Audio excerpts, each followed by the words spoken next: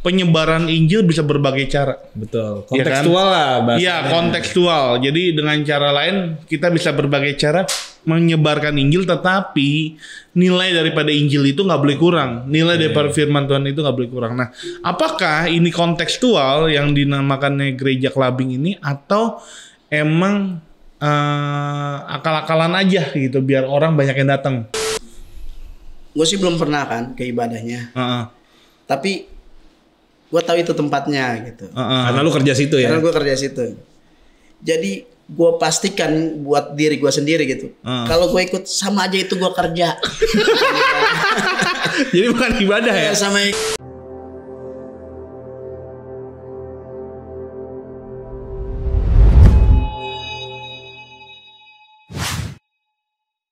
Susahnya jadi Kristen.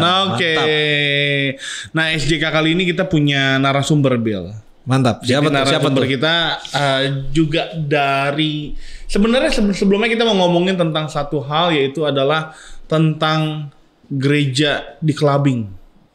Atau gereja yang nuansanya tuh clubbing.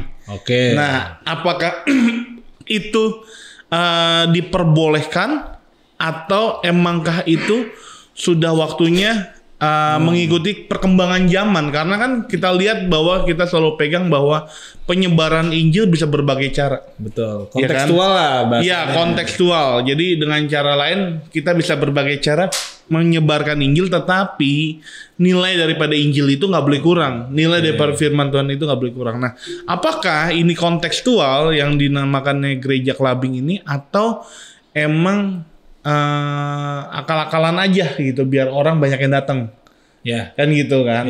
Gitu. Nah, ini sebenarnya hal ini dipertanyakan sama Kak Tongki nih. Karena Kak Tongki ini jemaat di gereja kita.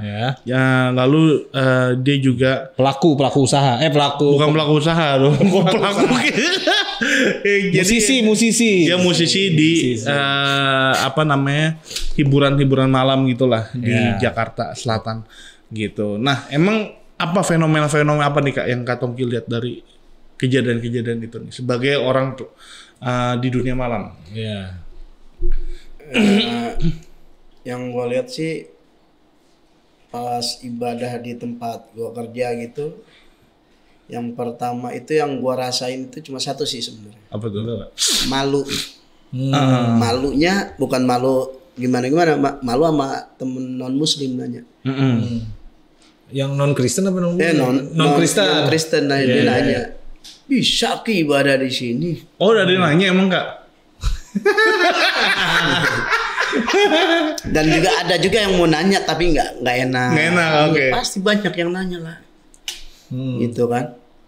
Sedangkan kalau sadaran, coba deh lo kalau cek-cek di gereja-gereja kecil, ya ampun, gereja orang jam 6 tuh paling cuma ada 4, 5 atau 9 orang.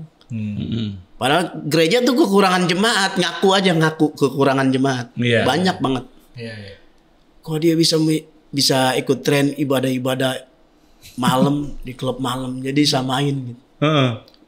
Buat gue sih cuma malu aja. Gue kayak orang Kristen, gue ngerasanya malu aja. Itu sih. Apa itu ada larangan gak sih? Maksudnya kalau ibadah kayak gitu? Mungkin sebelum kita tahu ada larangan atau enggaknya, emang yang Kak Tongki lihat tuh atmosfernya tuh kayak sama, kayak bukan ibadah atau gimana Kak? Jatuhnya ibadah. Apakah sama kayak waktu ketika lo kerja gitu loh, ketika Kak Tongki kerja nih di misalkan di kafe-kafe, apakah sebenarnya ya itu emang kayak ibadah gitu? Yang lo rasain tuh sama atau enggak gitu? Pas lo kerja sama lo niat itu? Gue sih belum pernah kan ke ibadahnya. Tapi gue tahu itu tempatnya gitu. Karena lu kerja situ ya? Karena gue kerja situ. Jadi gue pastikan buat diri gue sendiri gitu. Kalau gue ikut sama aja itu gue kerja. Jadi bukan ibadah ya? Sama itu salibnya kagak ada. Ya kan kagak ada salibnya. Terus nggak ada nuansa ya gimana ya? Nggak ada kusyuk-kusyuknya.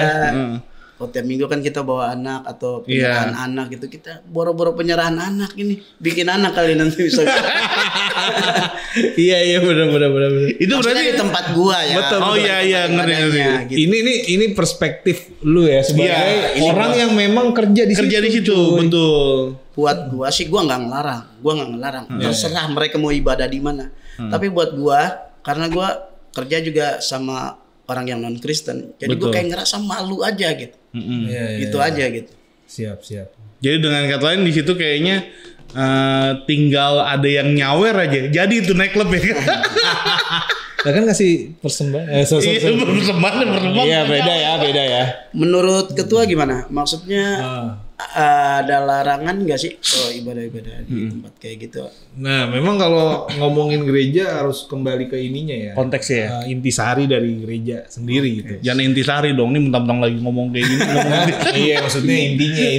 Jadi kata gereja itu kan pertama kali keluar di Matius 16 ayat 18. Waktu Yesus tuh bilang ke Petrus. Oh gitu. Dan aku pun berkata kepadamu, engkau adalah Petrus, dan di atas batu karang ini aku akan mendirikan jemaatku. Dan alam maut tidak akan menguasai. Nah kata jemaat itu bahasa Yunaninya eklesia yang artinya gereja. Dan kalau di dan eklesia itu bisa berarti ada tubuh Kristus, orang-orang yang terpanggil keluar, banyak deh artinya. Tapi yang pasti jadi gereja eklesia itu. Nah artinya kalau ngomongin gereja itu sebenarnya memang bukan bangunan, tapi orang-orangnya. Orang-orangnya. Tapi bukan cuma satu orang, tapi kumpulan orang-orang berkomunitas dan sama Tuhan Yesus, itu yang menjadi gereja. Di era Tuhan Yesus. Di era Tuhan Yesus memang bukan bangunan gitu. Cuman memang kan pergeseran zamannya itu akhirnya terutama di Katolik ya, itu jadi gereja itu bangunan. Dan terutama di era modern ini juga masih ada yang menganggap bahwa gereja itu adalah bangunan. Padahal aslinya gereja adalah sekumpulan orang. Gitu. Jadi bukan bangunan memang, bukan bangunan. Nah, cuman memang kalau mengenai pertanyaan lu tadi, boleh nggak sih gitu ya? Iya. Sebenarnya memang menurut gue ya bukan soal boleh nggak boleh, tapi kita harus ngelihat dari tujuan dari si penyelenggara ini Kak. Oke, siap. Apa dan tujuan dari orang-orang yang datang. Gitu kan memang. Nah, gue suka tuh sama si Paulus bilang segala sesuatu tuh boleh, segala sesuatu halal bagiku. Tapi yang Paulus bilang jangan sampai aku diperhamba, ya kan? Dan segala sesuatu memang diperbolehkan, tapi tidak semuanya membangun. Betul. Nah ini, makanya tadi gue bilang kalau ngomongin gereja di mana di tempat tadi kayak di tempat clubbing sih menurut gue sih aman-aman saja sebenarnya, boleh-boleh aja gitu. Cuman kan pertanyaannya apakah gereja itu membangun jemaatnya di situ? Oke. Mau nggak sih? Benar-benar. Apakah lu mau di clubbing kayak apa iman lo kebangun di situ? Iya, mau di kolong jembatan juga menurut gua aman-aman aja. Memang selama kumpulan orang-orang itu menyembah Yesus kan. Oke. Nah, tapi kan yang jadi pertanyaannya apakah jemaatnya itu dibangun? Karena memang tujuan dari gereja itu salah satunya adalah membangun jemaat kan. Oh, siap. Di 1 Korintus 14 itu jelas gitu kan, dibilang setiap orang itu memang kalau kita menyampaikan pesan Tuhan gitu ya, bernubuat dan lain sebagainya, memang harus bertujuan untuk membangun jemaat kan gitu. Nah pertanyaannya, gereja itu membangun jemaat nggak, memuridkan nggak? Nah kalau gereja itu hanya cuma untuk kumpulan orang-orang Kristen yang pengen senang-senang aja, tren doang gitu. Iya, itu menjadi sebuah kesalahan dan tidak alkitabiah. Betul. Gitu kan. Jadi dengan kata lain, kalau misalkan tidak ada pembangunan iman di dalam sekumpulan orang-orang tersebut, berarti dengan kata lain bisa dikata ini adalah gereja yang nggak berfungsi sama sekali. Betul. Itu jatuhnya kayak cuman lu senang-senang aja. Ya, bukan jadi gereja yang benar. Berarti nggak sama dengan clubbing ya Kak Tong ya? Iya, kalau lu datang cuma ya sekarang mungkin dari pengalaman gua ya, pengalaman lu juga. Kita pernah bikin KKL buat anak muda, acara pujian penyembahan. Dan memang biasalah kalau di gereja kita kan kalau bikin acara-acara anak muda gitu pakai lighting. Iya. Musiknya kencang, pakai lighting gitu. Memang kan itu sudah jadi salah satu budaya kita kan memang untuk melayani anak-anak muda gitu. Karena biar relevan gitu. Iya, tapi yang memang disayangkan banyak yang datang itu bukan untuk nyari Tuhan, tapi nyari fun. Cuma nyari kesenangan yang akhirnya ketahuan dari mana? Mereka sebelum masuk ke dalam gereja, mereka mabuk dulu di luar. Keren. Minum anggur dulu di luar. Luar biasa. Iya, di luar minum anggur dulu. Cet udah mabok, udah naik nih. Baru masuk ke dalam, baru udah ikut loncat-loncat. Hebat sekali. Jadi itu anak-anak. hype-nya dapet ya. Hype-nya dapet. Taunya dari mana? Ketahuannya dari waktu didoain mulutnya bawa alkohol. Waduh. Bawa anggur. Umur berapa tuh waktu itu? Belasan. Berarti masih SMP ya? Itu udah 5 tahun yang lalu, emang udah lama sih. Gitu, cuman tetap aja itu jadi memori yang gak bisa dilupain lah. Jadi pelajaran. Jadi sebenarnya itu kayak momok sebuah gereja yang hanya memikirkan euforianya kan. Gitu. Gitu. Yang Jadi dipikirin kan lu ngebangun gak? Jemaat lu terbangun gak? Gitu loh. Nah, berarti kategorinya bahaya dong kalau buat gua gitu. Maksudnya di gerejanya aja, di gereja kadang orang kan susah masuk kan. Gimana lu bikin ini bukan di gereja? kalau gue pribadi sih ngeliatnya gini. Mungkin kalau orang yang belum pernah ke dunia malam naik clubbing ini kayak jalan halal gitu. Iya. Akhirnya gue ke klub juga iya nih. Iya nih ke klub gitu. Tapi gue ibadah gitu. Atau mungkin orang yang sudah sering datang ke clubbing atau ke klub gitu, mereka akan berpikir kayak menjustifikasi. Apa tuh namanya? Ini suatu yang beda loh. Gitu kan sebenarnya bisa dilihat juga ketika mereka lagi PPW kan, ketika mereka lagi praise and worship, apakah mereka ikut nyembah atau cuma kayak fun aja gitu loh. Maksudnya jangan sampai lagi fun-fun gitu ujung-ujungnya ngelakuin hal yang tidak berkenan pada Tuhan gitu kan. Karena kan musik itu kan bawa kan. Betul. Ya kan walaupun even itu musik gereja, tapi ketika tidak disertai dengan sikap hati menyembah kepada Tuhan, itu akan membawa kepada sesuatu yang negatif gitu loh kan. Iya. Ya kan karena musik gereja itu sama aja.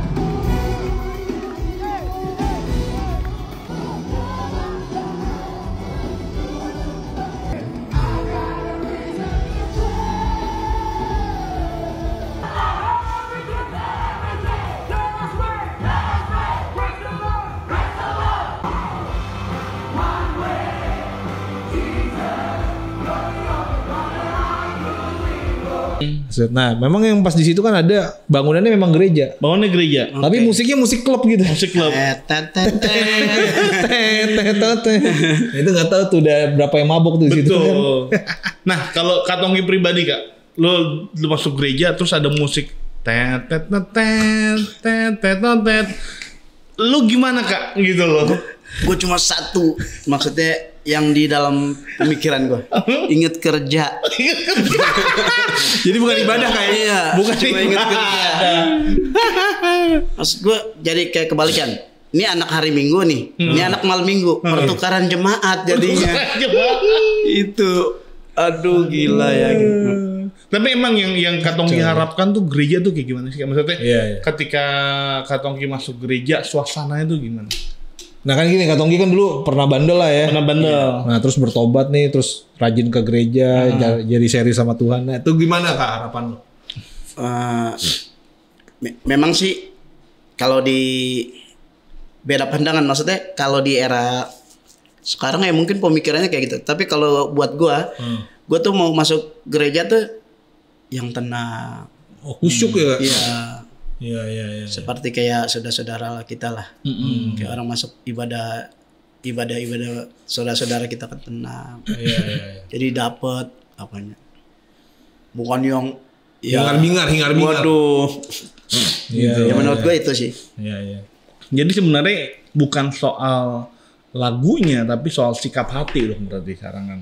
Ya, boleh gue ini gak sih? Boleh. Maksudnya soal sajiannya juga penting. Suasananya. Itu soal lagunya juga penting. Soal instrumennya, soal lampu-lampunya, itu tuh ngebawa juga, itu penting buat gue. Jadi gini, kalau lampunya tuh kayak biasa aja kayak di gereja-gereja pada umumnya. Iya. Itu malah dapet. Tapi kalau hingar-bingar, jeda, ada smoke juga kan. Iya. Ya, itu loh. Malah nggak dapet kusyuknya. Nggak dapet. Nah, tapi permasalahannya gini Bill. Kalau gue mulai dari pandangan Kalau kita lihat dari relevansi pada zaman ini, sebenarnya tuh hal-hal kayak gitu yang paling disukain anak muda. Betul, gitu. Itu emang nggak bisa dibohongin. Nggak bisa dibohongin gitu. Misalkan kita kayak bikin suatu acara tuh pasti harus ada lighting. Betul. Gitu kan, pasti ada musik yang kayak gini. Nah, pandangan lo gimana Jul? Apakah ini bisa dijadikan kontekstual untuk pelayanan anak-anak muda atau gimana? Menurut gue sih bisa, selama itu bukan jadi inti dari pemberitaan Injil itu tersebut gitu. Jadi itu cuma jadi sebuah cara ya. Tapi bukan jadi yang kebiasaan setiap hari gitu loh. Kalau misalnya kayak gini, kita bikin acara PPW setahun sekali, setahun 2 kali, setahun 3 kali dan pakai lighting, musiknya bener-bener diatur segala macam, menurut gua oke-oke aja. Tapi kalau udah jadi kebiasaan setiap minggu, itu akhirnya menjadi sebuah rutinitas dan di mana itu menjadi salah belok kalau gue bilang. Jadi salah sasaran, Pak. Karena lu hanya memancing orang untuk datang.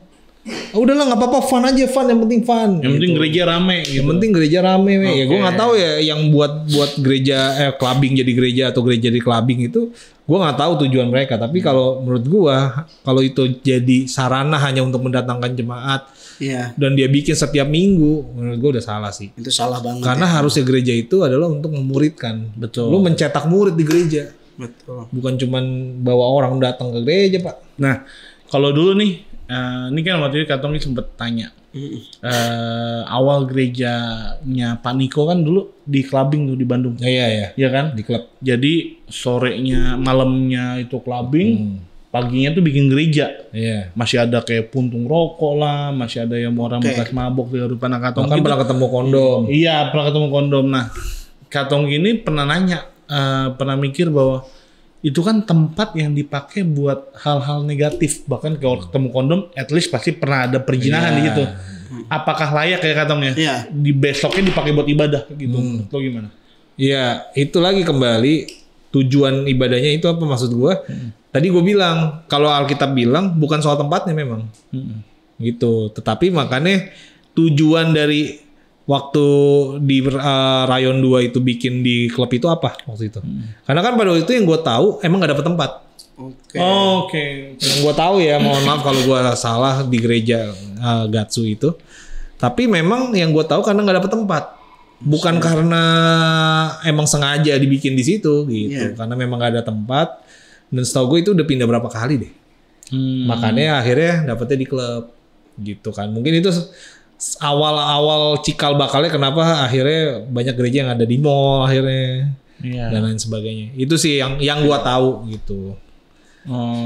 Jadi dan itu kan waktu itu kalau nggak salah emang dipakai cuma siang kan, pagi doang kan. Iya. Gitu. Jadi kayak pagi pun gua nggak tahu ya apa segelap itu di dalam. Tapi kalau pagi kan emang lightingnya pasti kurang. Betul. Dan bukan malam. Bukan malam memang. Setahu gua pagi gitu. Kalau misalkan malam bingung juga ntar yang gitu. Pasti kan dipakai buat dakdikduk jendela juga.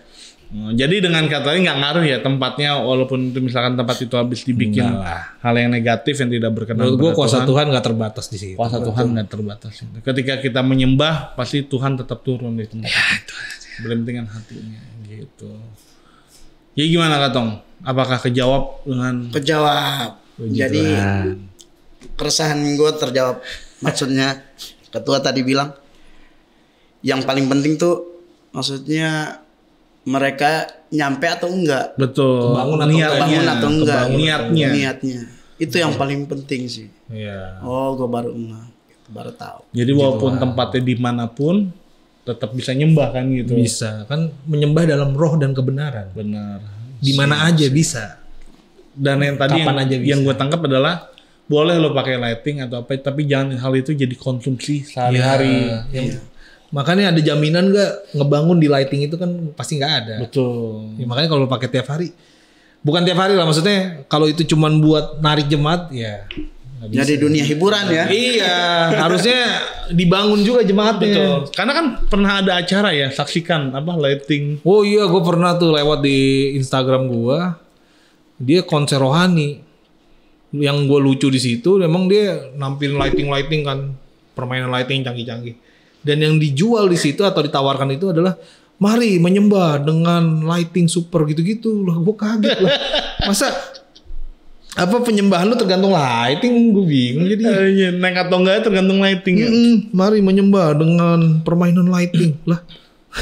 Menyembah mah harusnya dengan hati yang tulus ya. Emang tuh kalau dari lagu-lagu itu juga kayaknya ke bawah zaman tuh pengaruh gak sih? Iya sih. Dari sajian maksudnya. Iya. Betul. Kalau dulu kan di gereja gua tuh kan masih soraklah haleluya gitu. gitu. Belanda gitulah. Sama beatnya 6/8 dulu kan. Iya. Kalau sekarang kan ngebeatnya. Nanti apa pengaruh gak ke depannya, maksudnya untuk seterusnya gitu. Lama-lama nanti makin pelayan musik gereja lama-lama DJ itu bisa jadi dampak gak? Maksudnya bisa tiba-tiba ada DJ gitu gimana? Maksudnya. Iya sih. Maksudnya tinggal remix aja misalkan selamat haleluya melodi. Ya. Itu gimana maksudnya? Kalau menurut gue memang Tuhan itu nggak anti sama namanya teknologi ya. Oke. Karena kan memang kalau kita lihat contoh Alkitab nih, kenapa Alkitab bisa jadi salah satu buku, bukan salah satu, bahkan satu-satunya buku yang paling banyak dibaca orang. Karena ada namanya mesin percetakan dulu. Ketemu mesin percetakan, akhirnya orang tuh bisa nyetak Alkitab tuh banyak banget. Gitu kan, artinya lewat teknologi Tuhan Tuhan mengizinkan pemberitaan Injil kan. Kalau sekarang ini internet, di YouTube, ya kan, podcast dan lain sebagainya gitu. Terus, nah menurut gue sih ke depan memang Tuhan akan tetap pakai teknologi sih Kak, menurut gue. Iya. Gitu, memang ya namanya apa sih, kayak sekarang kan kita bayar persembahan bisa pakai QR ya. Bayar pakai QR. Iya itu kan. Padahal dulu ditentang tuh. Dulu ditentang, tapi memang sekarang banyak gereja yang pakai QRIS. Pakai QRIS gitu kan. Dan nggak nutup kemungkinan nanti pelayanan bisa pakai DJ instrumental aja, DJ betul, aja gitu ya. Bisa aja Kak. Bisa aja kan. Memang itu nah tapi itu value-nya. Iya. Inti dari pemakaian itu tuh apa? Makanya kalau kita kayak gini kan podcast, ini kita bisa beritain Injil sebenarnya kan. Gitu, pakai kan? Pakai teknologi, tapi intinya memang untuk apa namanya, memberitakan gitu loh, untuk membagikan, men-share nilai kekristenan gitu. Nah, tapi kalau kita itu Kak, yang susahnya adalah yang Yesus bilang tuh Matius 7 ayat 21 sampai 23 kan. Di hari terakhir tuh banyak orang akan berseru kepadaku, Tuhan, Tuhan. Tapi Yesus bakal bilang, gue gak kenal sama lo. Karena lo gak melakukan kehendak Bapa. Ternyata itu adalah untuk nabi-nabi palsu. Pengajar-pengajar palsu yang dimana mereka kelihatannya rohani, kelihatannya ini, tapi ternyata hatinya busuk lah, kurang lebih gitu. Nah itu kan sama lah kayak zaman sekarang, kita gak pernah tahu nih hati orang nih. Iya kan? Gerejanya canggih, gerejanya modern banget. Ya kita nggak bisa tahu nih ini benar-benar buat Tuhan atau enggak kan. Apa gitu. buat bisnis. Apa buat bisnis. Itu kan ada juga gereja bisnis. Bener-bener. Bahkan gue dengar kemarin dari teman gue, bapaknya atau omnya itu ditawarin investasi di sebuah gereja. Dan gereja terkenal. Oke. Gitu. Mau nggak nih nanti bakal baliknya segini, nanti untungnya segini, giling. tapi emang ada Bill, ada. Makanya gue pernah dengar dari seorang hamba Tuhan, udah almarhum deh. Dia bilang bahwa ada gereja yang deal-dealan sama bicara itu di dealer mobil. Gitu. Jadi dengan cara jadi dalam 1 tahun itu atau 2 tahun gitu, gue nggak tahu 2 tahun. Jadi setiap PK-nya akan dipotong untuk bayar mobil gitu. Jadi lu mau gak khotbah di gereja gue, tapi lu harus ada jadwal setahun ya. Nah nanti PK lu adalah mobil nih. Jadi setiap PK lu, setiap khotbah entah kita potong atau enggak kita alihkan kepada cicilan mobil gitu kan dong. Ada lagi gak? Bercanda. Di dealer mobil dan gereja ini, kalau kata hamba Tuhan yang itu, dia bilangnya setiap akhir tahun itu adalah ada bagi cuan, bagi dividen. Iya, gitu. Itu gimana menurut ketua? Itu udah pasti nggak benar, sesat. Iya. Nah, ada gereja buat profit tuh nggak ada. Nggak boleh. Nggak boleh lah yang kayak gitu. Nggak ada, itu nggak ada. Nggak berlaku itu dia. Case close sudah, case close. Kayak di kita aja sebenarnya ya. Kemarin ini di gereja kita tuh jemaatnya sekitar 4.000 sampai 5.000 kan. pemasukan ada gitu segala rupa. Nah tapi pemasukan itulah yang dipakai untuk kayak pemeliharaan gedung, terus juga misalkan pelayan diakonia juga orang-orang miskin. Kita juga punya apa namanya Pantuwerda yang di mana ada omah-omah yang sudah nggak diurus sama keluarganya, itu kan perlu biaya gitu. Terus juga ada lagi dari TDRP, gaji karyawan kita kan nggak UMR ya di sini ya, gitu. Tapi dengan kata lain, hal-hal itulah yang sebenarnya kita bertanggung jawab sama buat uang yang Tuhan kasih di gereja kita gitu. Oke guys, tadi kita udah ngobrol-ngobrol tentang gereja diskotik. Bagi yang suka dengan channel ini boleh nonton video-video berikutnya dalam satu channel Millennial Baper.